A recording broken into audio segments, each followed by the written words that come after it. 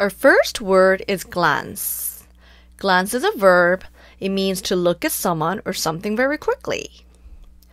This card shows two people looking at things. The girl is looking very closely at a map. She even has a magnifying glass to see better. Whereas the boy is looking at the sign very quickly as he runs by. When people look at something quickly like that, we say they glanced at it.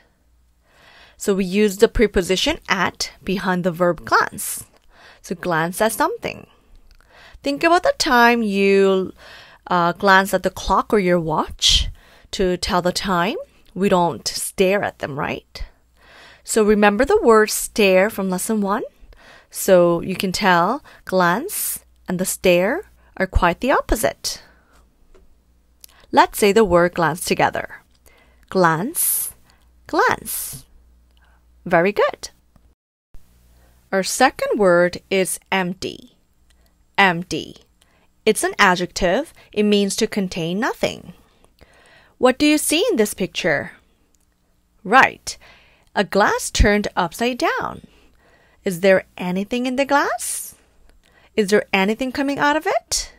No. If there is nothing in the glass, we say it is empty.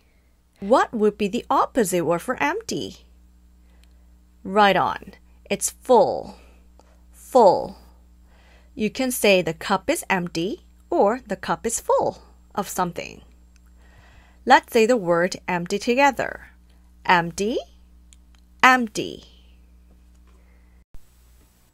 Our next word is leak. Leak. It's a verb. It means to let something such as liquid or gas in or out through a hole in a surface. Let's take a look at the picture. In the picture, you see a swimming pool, and it looks like the swimming pool has a hole in it. What's happening because there's a hole? Right, water is leaking out of the pool. Here is my pop quiz. Let's assume you have leaking pipes in the house.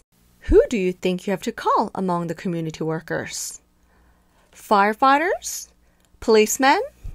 A plumber? What do you say? Next, we have the word split. Split. It's a verb. It means to break apart or into pieces, especially along a straight line. In the picture, we see a pizza. Yum! I love pizza. Do you guys like pizza too? Alright. Is the pizza whole or has it been cut into pieces? Yes, it has been cut into 2 pieces, right? So when something is cut into pieces, we say it has been split. Did you ever split a pizza with your family or with your friends? Let's say the word split together. Split, split. Our 5th word is float. Float. Float is a verb. It means to rest on top of a liquid. What do you see in this picture? A leaf and some water. Do you notice how the leaf is on top of the water? It floats on the water. When something floats, it stays on top without sinking. The opposite word for float is sink. Sink. Can you name few things that float on water and that sink in water? Why don't you talk about it with your parents? Our 6th word is collect. Collect.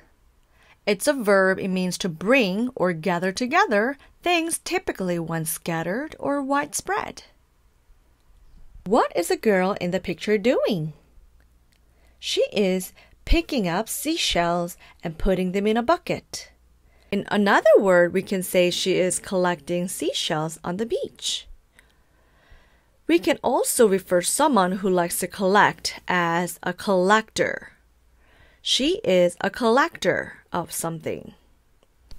What do you like to collect? Let's say the word collect together. Collect, collect. What do you see in this picture? A baby sleeping. The baby is sleeping in a cradle. A cradle is a small bed for a baby. It usually rocks side to side. Do you remember that in a story, two of the children made a seed pod into a cradle for a small doll? Let's say the word cradle together. Cradle, cradle. In this picture, we see a red balloon that has popped. In another word, we can say the balloon has burst. Burst is a verb. It means to break open or into pieces in a sudden and a violent way. When something splits open, especially if it does so quickly, we say it has burst. Can you think of some other things that might burst? A pipe? A bubble? A bag that is too full? Let's say burst together. Burst, burst. Our second last word is flat. Flat. Flat is an adjective. It means having a smooth, level, or even surface, not having curves or bumps. So in the picture, we see a table. Let's take a look at the top of the table. See how it's even and not bumpy at all? So we can say the table is flat. Flat. Our last word is patch. Patch. In the picture, you see the pumpkins. They are growing in a patch. A patch is a small area. This picture shows a pumpkin patch, an area where pumpkins grow. I used to love visiting pumpkin patch during Thanksgiving season and do a painting. In the story, what kind of patch did Jordan and Miss Sherry go outside to find? A milkweed patch, remember? And also take a look at the picture card again and find the little box in the corner. What does it show? A patch on a pair of pants. Patch also means a small piece of cloth or other material that is placed over a hole to fix it. These days, there are so many cute patches as you can see on the picture. So some people like to collect them and put them on their clothes.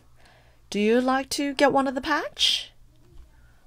Let's say the word patch. Patch. How did you like my new lesson? I hope it was helpful and that you liked it too. Don't forget to like and subscribe my channel, and I hope to see you soon. Bye-bye.